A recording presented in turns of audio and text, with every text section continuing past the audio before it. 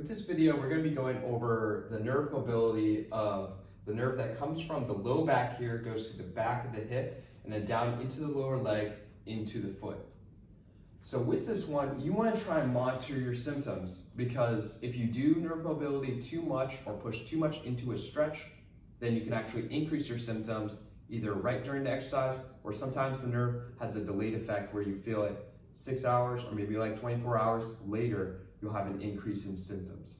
So start light, really try and err on the side of less tension in the nerve, and then over time, you can kind of push into a little bit more of a nerve tension as you feel comfortable with this. And you're comfortable knowing that the symptoms are not increasing as you're doing this.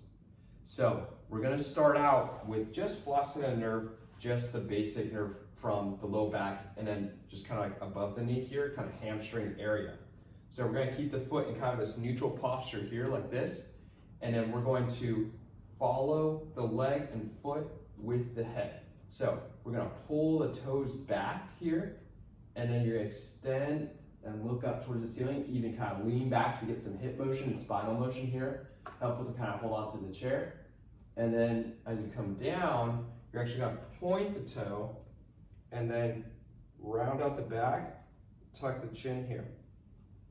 If you have a sensitivity to spinal extension or flexion here, you can instead not try and flex as much or not extend as much just based on your sensitivity. So if you have sensitivity in your low back, then you just more hinge from the hips and then do more of this type of motion, just more neck movement and less movement in the spine here. So with this one, you can adjust and calibrate how much tension you're putting on the nerve based off how far you go. So if you have a lot of tension in the nerve and it flares up pretty easily, then you're gonna pull back here and just only extend your knee to here, and then come down. If you feel like that's not enough and you've kind of reassessed and made sure it doesn't increase your symptoms, even up to 24 hours afterwards, you can pull the leg farther like this. What we're doing here is just increase the tension down the chain and then slacken it up in here. So it just moves the nerve kind of down the chain there.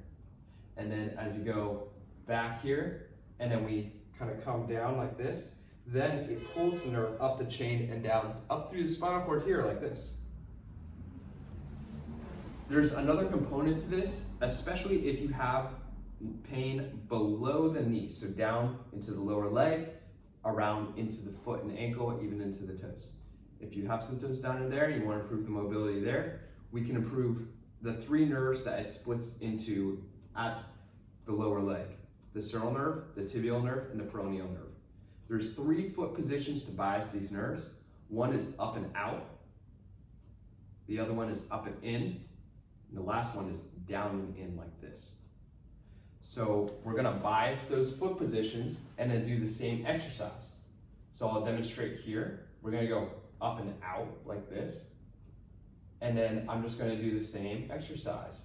You note with this one, this variation, working on the mobility of the nerves down in the lower leg, I can't do the foot movement like this. So you just bias the position here and you modify based off your symptoms and the irritation of the nerve just with the knee extension here.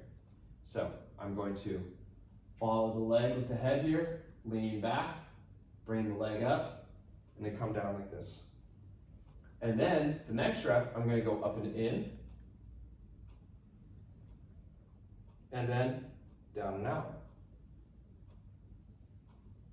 And now I can just keep moving through those different foot positions.